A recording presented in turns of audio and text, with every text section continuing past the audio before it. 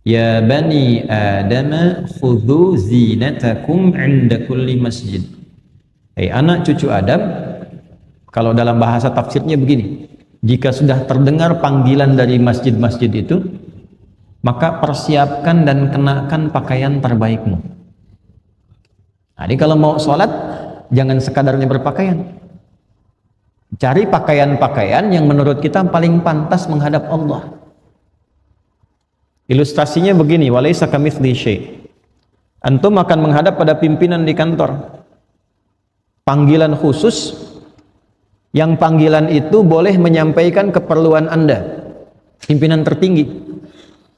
Pasti akan cari pakaian yang dirasa pantas kan? Nah sekarang yang menciptakan pimpinan kita, yang mengatur segalanya, ya penguasa semesta alam, memanggil kita.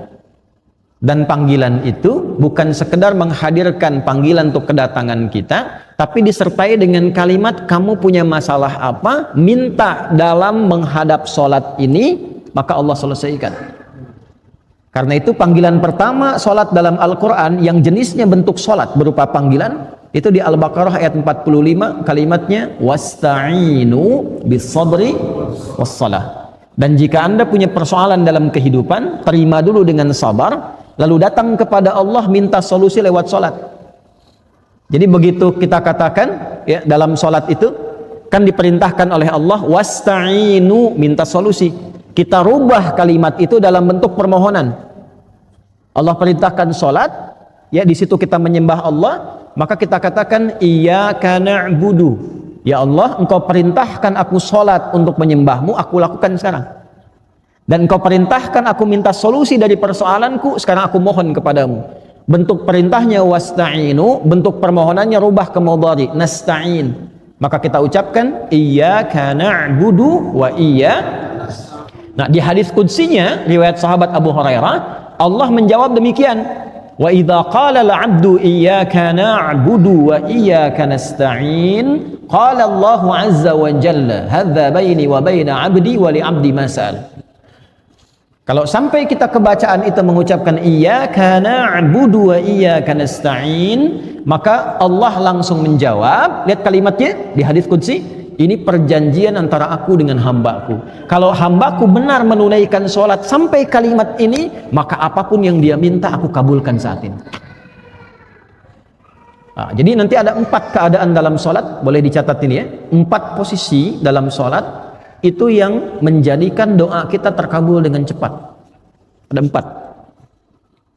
1 saat berdiri, 2 saat ruku', 3 saat sujud, 4 sesaat sebelum salam.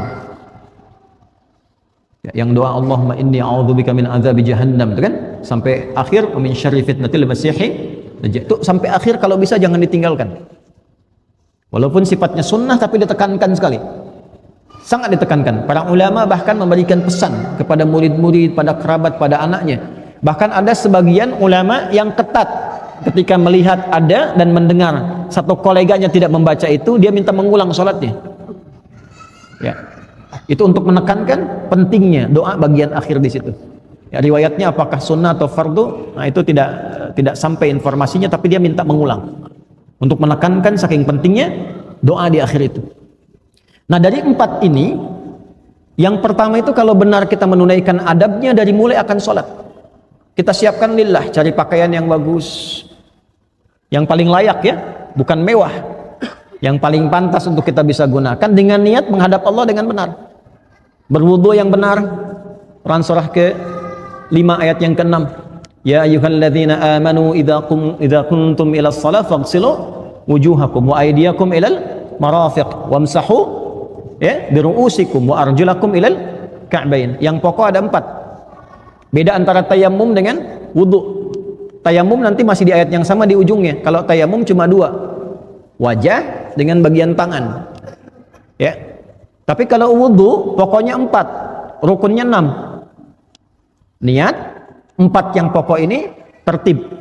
Yang ke-6, 1 niat, 4 yang pokok wajah, tangan sampai siku, kepala, kemudian kedua kaki, 4 bagian. 1 tambah 4 5 tambah tertib 6. Jelas? Jadi nggak sama dengan Tayamum. Tayamum cuma 2. Kalau airnya sedikit, usahakan yang pokok dulu yang 4. Kalau tidak mampu atau digunakan pada hajat yang lebih besar, baru tayamum. Jelas? Kita wudhu dengan baik, kenakan pakaian yang baik, lalu memulai sholat untuk menghadap Allah dan merasakan kita dipanggil, mungkin panggilan ini panggilan terakhir. Wa annahum ilaihi raji'un. Quran surah 2 ayat 46. Kalau sholatnya seperti itu, mengharap ridha Allah dan punya sifat merasa diawasi Allah, ihsan. An ta'budallaha ka'annaka tarahu fa illam takun tarahu fa innahu yarak. Kalau dia punya adab sholatnya ingin dilihat Allah, bukan ingin dilihat makhluk. Awas. Ingin dilihat makhluk, riya, disebut celaka. Fawailul lil musallin alladzina hum an salatihim sahun alladzina hum yuraun. Ada orang salat ingin dilihat makhluk. Kalau Allah sampaikan itu pasti terjadi. Ya. Imam merasa bagus suara. Dipuji oleh makmum, maghrib dipuji. Begitu isya, setan datang tuh, liukin dikit deh. Ya. Itu awas jangan dikira jadi imam mudah. Ya, antum sholat Jumat nunggu khatib naik misalnya kan. Nah, kalau saat masih belum banyak orang biasa, ketika banyak orang lihat tuh berubah nggak cara takbirnya? Loh, hah? Nah kalau kita bisa jaga adabnya, saya mau ada orang nggak ada orang yang penting Allah ridha, sifat ihsannya masuk, pakaiannya bagus, adab fisik. Taharahnya bagus, menghadapnya bagus, mengharap ridha Allah, itu jaminan pertamanya. Dalam keadaan berdiri dia minta apa, Allah mengabulkan. Sepanjang itu kebutuhan hidupi. Nah, nanti sanad ilmu untuk jawaban berdiri ini ada di Ali Imran, kalau di Quran ayat 38 sampai 39. Ya, Nabi Zakaria itu minta keturunan, padahal istrinya divonis tidak mungkin punya keturunan secara medis karena maaf monofos dan mandul, itu mintanya saat berdiri dalam sholat. Nah, ayat 39-nya ketika turun jawaban, fanadathul malaikatu wa huwa qaimun yusalli fil mihrab. Qaimun yusalli, beliau masih berdiri dalam sholatnya yang ditunaikan di mihrabnya, masih berdiri. Jadi antara doa dengan jawaban itu tidak ada jeda, pakai fa, harfu atfin rabitin baina syai'aini bila hudud. Huruf yang merangkai dua peristiwa tanpa jeda. Peristiwa pertama berdoa, hunalika da'a Zakaria rabbah qala rabbi habli min ladunka dzurriyyatan thayyibah innaka sami'ud du'a. Itu ijazah doa bagi yang ingin diberi keturunan. Bisa dibacakan rakaat pertamanya ayat 38 Ali Imran, rakaat keduanya ayat 39-nya. Bangun malam salat 2 rakaat. Ya, nanti doanya kalau selesai doa bacakan Quran surah 19 Maryam ayat 1 sampai 15. Kalau belum hafal buka mushaf.